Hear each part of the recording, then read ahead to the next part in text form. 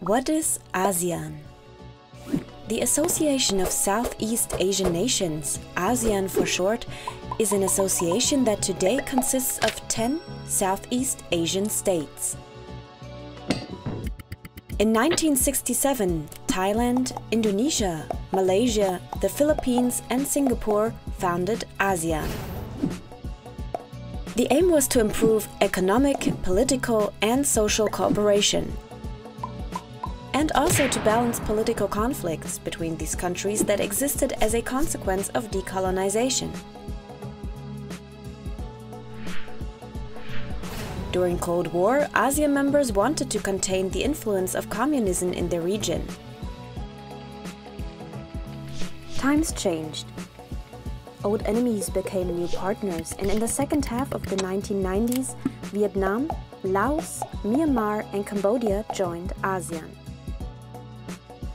The collapse of the USSR, the founding of the World Trade Organization and a financial crisis in Asia prompted members to deepen their relations and adapt to the new situation. In the 2000s, free trade agreements were concluded with India, China, South Korea, Australia, New Zealand and Japan. In the future, the entire region will be merged into one large free trade zone. Since 2001, the ASEAN Summit takes place annually. It is a meeting of the heads of state and government where current problems are discussed and solutions are worked out. In 2008, the ASEAN Charter came into force, giving the association the status of a legal person. Principles of non-intervention and consensual decision-taking remained unchanged by the Charter. Decisions are generally made by consensus. No member can be forced to something.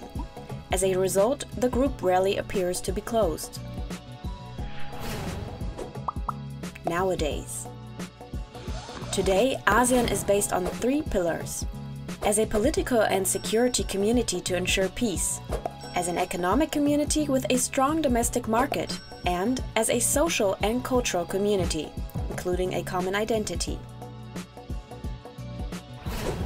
Challenges and solutions. ASEAN faces a number of social and environmental challenges. Countries such as Vietnam or the Philippines are particularly vulnerable to climate change and already feel its impact today.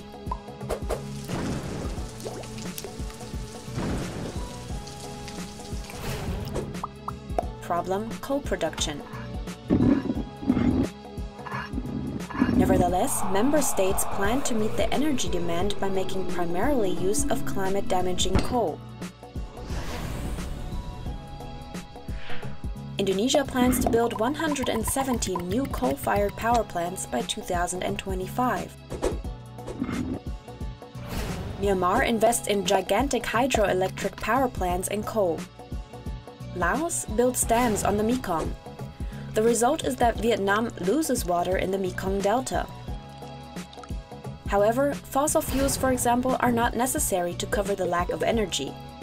Renewable energy sources ranging from biomass to solar energy and wind power have enormous potentials in the region. They too would promote the local economy and provide sustainable jobs. Problem: the haze. Large areas of precious rainforest are burnt down for palm oil plantations and cattle feed cultivation all over Indonesia. The smog of these fires covers large parts of Indonesia, Singapore, and Malaysia. Pollution continues, even though in 2003 a smog agreement in the ASEAN came into force, which should reduce forest fires, environmental degradation, and air pollution. As such problems cross borders, ASEAN must tackle them in a joint effort and think beyond borders.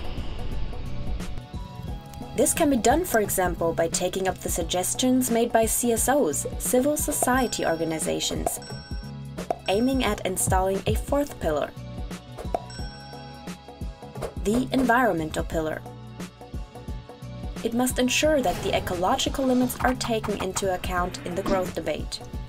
Only in case civil society is informed transparently and gets much more involved, acting free from state repression, social and environmental justice can arise. Serve people rather than profit.